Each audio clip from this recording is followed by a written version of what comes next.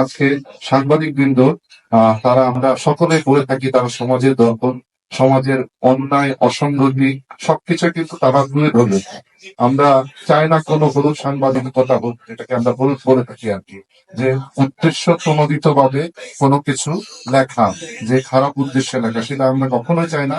এই সাংবাদিক যারা আছেন তারা সমাজেরই একটা অংশ, সমাজের ভালো খারাপ ভালো সবকিছু দিক কিন্তু তারাই তুলে ধরবেন, আমরা এটাই সবসময় কামনা করি। এবং সমাধানের প্রক্রিয়ার উপরে যদি আপনারা বিভিন্ন ভাবে নিউজ করেন, হয়তো উপদেষ্টাদের এই সমস্যাগুলো আপনাদের নজরে পড়বে এবং সেটা বাস্তবায়নের একটা সুযোগ থাকবে।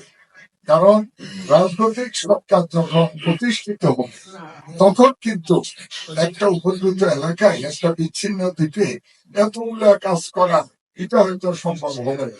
নিজেকে কি করবো, পরিশুদ্ধ করবো, আর বাকি 1 মাস বেরানোকে আমি আমার জীবন পরিচালনা করবো।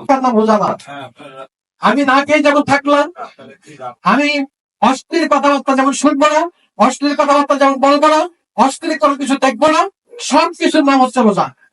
এখন আমরা যেমন করে রোজা রাখছি, রমজান উপোস থাকছে, রোজা রাখছি।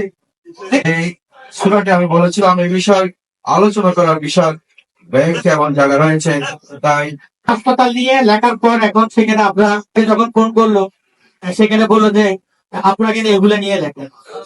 আমার কথা হচ্ছে আপনারা সাহস করে লিখে যাবেন। আমাদের যাতে সাংবাদিক সংস্থা যারা আছে সচিবের যেখানে অডিও হবে সেখানে আপনাদের কলম চালাবেন, কারণ ভয় ভীতি করলে বাংলাদেশের স্বাধীনতায় আমাদের কি সংবিধানের 39-এর কম হচ্ছে যে পূর্ণাঙ্গ স্বাধীনতা দেওয়া হয়েছে, সেখানে একজন ব্যক্তির বাক স্বাধীনতা চিন্তা স্বাধীনতার সম্পূর্ণ বহিঃপ্রকাশের সুযোগ রয়েছে। বর্তমানের দিনের দুনিয়া হাসানাতাও ওয়া ফিল আখিরাতি হাসানা ওয়া কিনা আযাবান্নার।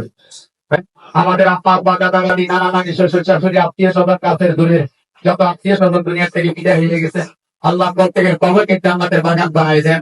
হযরত আদম আলাইহিস সালাম থেকে আজকের দিন পর্যন্ত যতজন আল্লাহ বনি আদমের সন্তান ইমানদার ঘরানার দুনিয়া থেকে বিদায় হয়ে গেছেন, আল্লাহ প্রত্যেকের কবরকে জান্নাতুল ফিরদাউস নসিব করিয়ে দেন। আল্লাহ অবশেষ আল্লাহ আমরা দোয়া করছি আজকে দিনে মাজলুম জনতা, মাজলুম মুসলমান আজকে নির্যাতিত আল্লাহ যে সময় বলে যুদ্ধ নিয়তি ওই সময় ইসরায়েলের হাইমারা ইসরায়েলের আল্লাহ লাল চিন্তা